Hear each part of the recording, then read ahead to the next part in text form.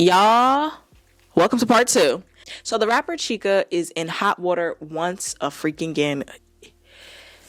Here we go. All right. So Chika tweeted this past weekend, the lady next to me thought it would be a good idea to buy yourself and your twin infants first class seats on the red eye flight, who just woke me up by bringing your screaming bastard into our seats to soothe her. I just bought $34 worth of Wi-Fi at 4 a.m. to call you a stupid bee. P.S. I hate you and I hope you get a paper cut between each finger tomorrow, you senseless wench. Like you are are you mentally delayed? What makes you think a 1-year-old will shut their B.A. mouth on a 7-hour flight that takes off at 1 effing a.m.? You already had them up past bedtime. I don't care the circumstance. Take yourself to economy. Then Zonnique took a picture of her kids and was like, wait, I'm in tears. Not Chika Boo was mad that my child was cutting up in first class. Babe, you should have sat there and been mad, babe. She's sky priority AF. And so that's when I believe another relative of the Harris family explains the situation further. And she goes in, and it's a lot. It's a paragraph to read, but I'm going to put it up there. There's always in a lot of drama, and, things happen, but it's just like Chika has this cycle of where she'll say things and then talk about her mental health and blame it on mental health. And I'm just like, you don't talk about children like that. Planes are essentially public transportation. If you are really that upset and cannot handle crying babies, take a private jet. You know what I mean?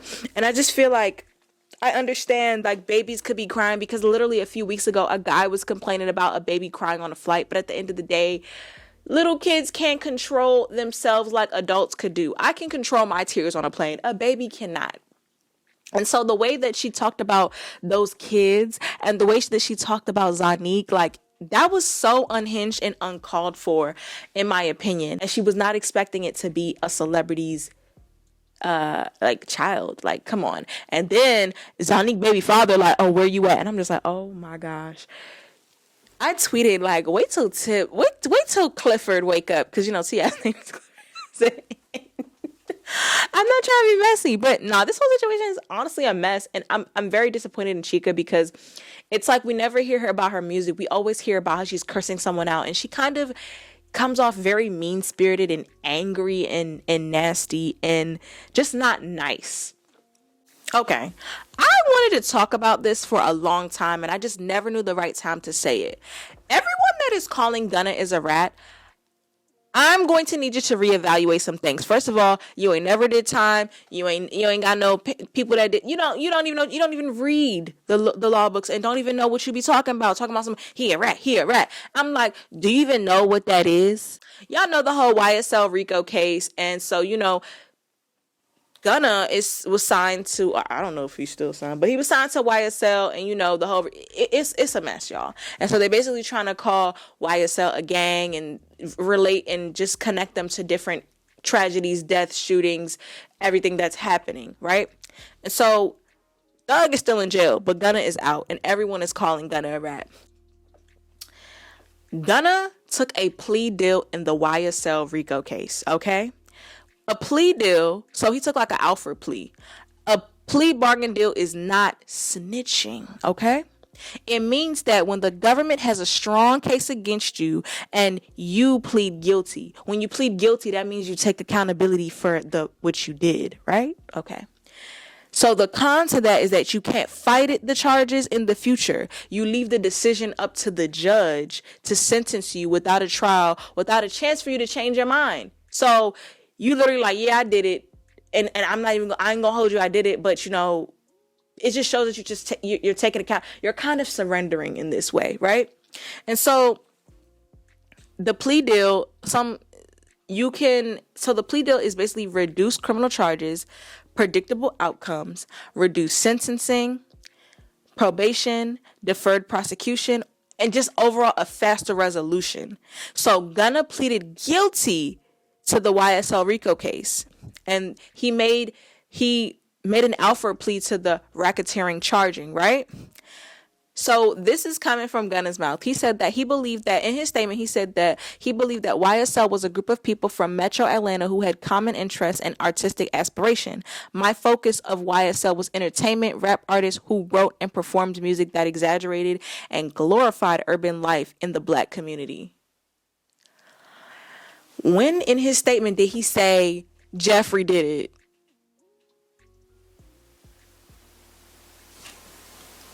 I'm just saying, like, and I could say like, nah, you used to hold your man down, and I'm like, but if I didn't do it, I didn't do it.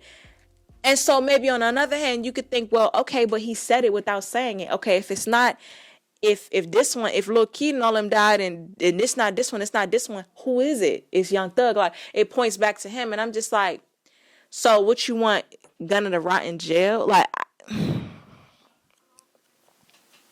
free Young Thug. But I want people to kind of like read into things before they call him a rat. A person is a rat. He just was saving himself. And I understand because look, hey, I ain't even involved like that for real. Like I just came to make music. That's all I did.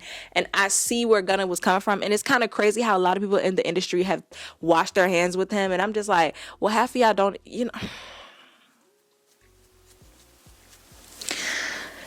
like it's strange because I'm just like, anyways. All right, y'all. So in other news, Megan Thee Stallion is, she did a soft launch of her man. So he is a soccer football player. His name is Romelu Lukaku. He is a Belgian soccer player, and so he's actually signed in the sports division of Roc Nation. So maybe that's just how they got their, little connection. So they did a little soft launch. She was at one of his games. She took a picture with her little Chanel bag, and then she was actually at one of the teammates' wedding, and she was his +1, and they was a little hugged up, and I was like, huh, real hot girl. Okay. So people were like, oh, like, when did she break up with Party and he didn't do this? And I just feel like this is my theory on maybe what could have happened between her and Party. Maybe he just couldn't take the heat. Maybe he just wasn't able or wasn't strong enough to handle that type of thing and hold her down when she needed somebody. Sometimes we just can't be everything to everybody. That's just my theory. And I feel like maybe they just parted ways and did it respectfully. You don't see nobody sneak this and you don't see nobody doing this. I feel like they went about things mature, and I see Partisan as being a mature guy. He doesn't seem that, like, he doesn't seem corny, but he's corny, but not like corny like I'm gonna talk bad about you after we break up. Like, no, I genuinely believe like they have a lot of love for each other. I understand just wanting something new. And so she talked with the magazine. It was In Style magazine, and she just said that she's healing and taking a break from music, and then fans can expect music when I'm in a better place. Right now I'm focused on healing, and I genuinely understand, because imagine you're at the height of your career, you lose your mom, you lose your grandma, you don't have a dad, you don't really have that much family, you're an only child, and then, you're thrust into fame, then you're trying to make friends, and then people do you dirty, and then you're trying to get to a certain level in your career, and then you thought you meet people that are your friends, and then you get backdoored, and then the internet is always talking about, like, that is a lot. She's been through a lot, and mama deserves to heal, and she deserves the rest. And when she's ready to make music, she will. She has worked consistently since 2016-17. She's done cypher, she's done freestyle, she's done a lot. Let the girl rest. So, shout out to Megan, girl. Okay, girl. So in more news of, kind of related to Beyonce, related to Megan Thee Stallion, we got Beyonce on the Renaissance tour. So she did the Paris, London. She's doing the Europe leg right now. She's coming to the US very, very, very soon. I'm going to try to see her. I may not be able to eat for like maybe a couple of months, but I'm still going to see Beyonce. I don't care. So she brings out Blue Ivy, and Blue Ivy actually, no. She doesn't bring out Blue Ivy. Blue Ivy graces us with her presence. She was like, all right, Beyonce, all right, Mom, I'm gonna go to your little show or whatever. I'm gonna do whatever. I'm gonna do a little one too. I didn't like how people was like, oh, Blue Ivy is not moving. She's not doing this. And I'm like, the girl is 10 years old. But I see that she probably she was a little nervous. It was like her first time really, like, not her first time, but like, she's not a performer. She's only like 10, 11 years old. So she's not gonna, I'm sorry. Anything kids do is amazing. Like, the children are the future. she did amazing. She kept up with, I mean, her mom kept up with her, you know. Blue Ivy did that, and it was just so cute to see. Like, I'm like, wow, Beyonce's really a mom. Like, I literally started listening to Beyonce when she was like 25 or like 20 maybe, or like maybe like 25. Yeah, like maybe like 25 or so. And like now, like I'm 25 and she's like almost like in her 40s. Like it's the circle of life. This basement that I'm in right now, like it literally, if walls could talk, these walls could tell you how much I was listening to Destiny's Child. Oh, I had the CD, right? The Destiny Fulfilled CD, the last one. Man, that was a grown lady album. Like that was good. They need to go on tour. But anyways, I digress. So last but not least, I wanted to talk about Teyana Taylor and the resurgence of her career and just her rebrand overall.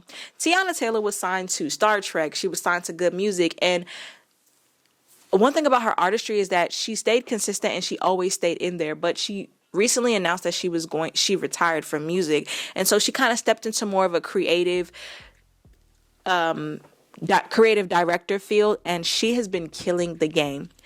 I'm really sad that Teyana Taylor wasn't able to get her just due in the industry, especially like, you know, I really wanted her to pop, but it just never really happened for her. But I love that she didn't let that keep her down. And so Teyana Taylor has developed Aunties Inc. and she just offers creative direction to different artists. She's helped Summer Walker improve her stage presence. She's helped Lola Brooke, Lotto. Like, I'm so happy that though it didn't work out essentially for Teyana as an artist, she's pouring back into the girls and she's being so, like, she's so good at it. She is like, y'all remember Megan the Band, Lily, I think her name was like Lillian, and she was like a choreographer. She's like the modern day her, but a little bit more nicer. Let's go back. Too much.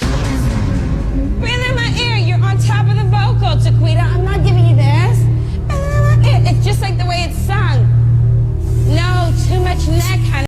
I'm just happy that she's able to just really like mold artists, and I want to see her in like different creative roles. Like I could definitely see Teyana Taylor in like A&R.